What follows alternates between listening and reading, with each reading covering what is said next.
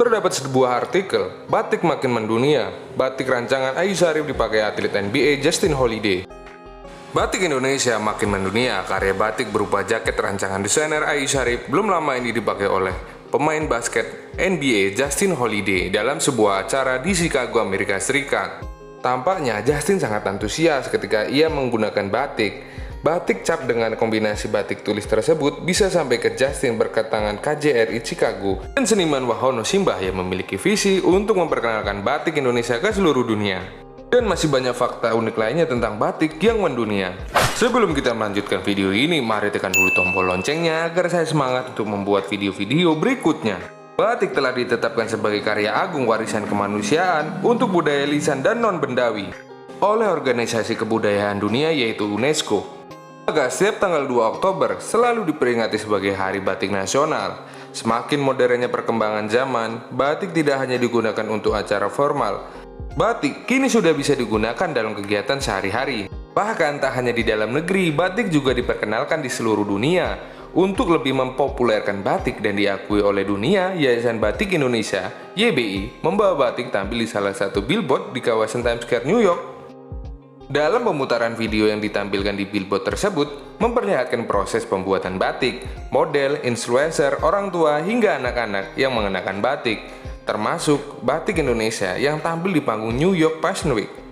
Kenyataannya, warga Amerika sangat gemar dengan batik. Itu dibuktikan, batik pernah menghasilkan devisa sebanyak 2,1 triliun. Ternyata, Amerika Serikat adalah salah satu negara terbanyak dari pengimpor batik dari Indonesia, disusul dengan Jerman, Jepang, Korea Selatan, yang juga menjadi tujuan ekspor batik. Sehingga batik pun menjadi salah satu penyumbang devisa negara yang nominalnya cukup besar. Sebesar 2,1 triliun tercatat pada tahun 2015 lalu.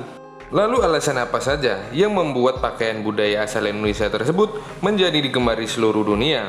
Alasan pertama mengapa UNESCO mengakui batik sebagai warisan budaya adalah karena ilmu membatik itu sendiri merupakan warisan yang diteruskan turun-menurun dari generasi ke generasi.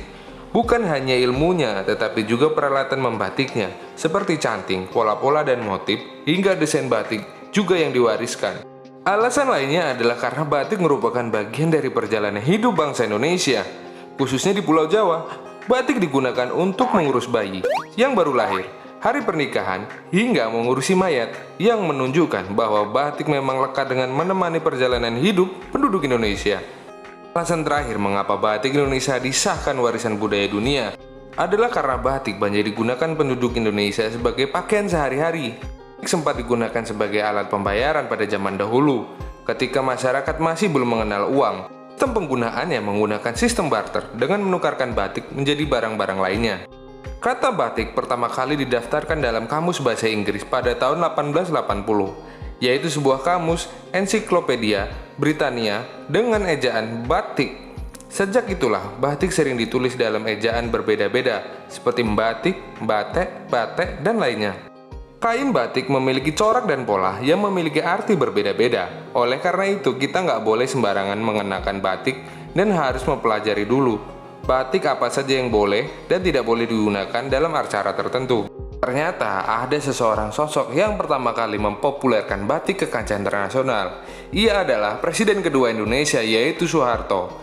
Hal tersebut karena Soeharto sering menggunakan batik sebagai oleh-oleh yang diberikan kepada para petinggi negara lain, sehingga batik akhirnya dikenal ke banyak negara.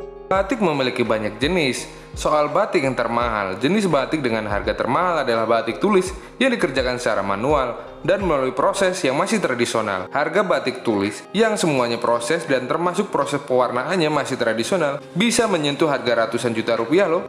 Belum lama ini, setelah acara KTT G20 di Bali, ada seorang YouTuber asal Inggris yaitu Maher Taushi mengolok-olok lewat Twitter Perdana Menteri Inggris dan Perdana Menteri Kanada yang menggunakan batik dan diserang oleh netizen Indonesia. Walaupun akhirnya ia meminta maaf atas cuitannya tersebut, bahwa ia tidak bermaksud untuk menghina warisan budaya Indonesia tersebut. Ia hanya ingin mengolok-olok Perdana Menteri Inggris dan Perdana Menteri Kanada. Dan ia mengaku bahwa ia tidak memiliki niat buruk dan tidak mengetahui tentang budayanya.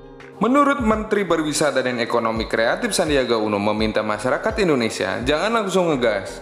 Menurutnya, ini bisa digunakan sebagai kesempatan untuk mempromosikan wisata Indonesia, khususnya Endek Bali, yang dipakai pada Perdana Menteri Inggris, Perdana Menteri Kanada, dan sudah bekerja sama dengan House of Christian Dior sejak tahun 2021, dan sudah mendapatkan apresiasi yang luar biasa dari masyarakat luar negeri. Dan itulah sedikit pembahasan tentang batik yang mendunia, dengan keunikannya dan sejarah panjangnya. Demikian pembahasan kita kali ini. Jangan lupa tinggalkan komentar kamu di bawah dan tuliskan pembahasan apa yang ingin kita bahas pada video-video berikutnya. Terima kasih.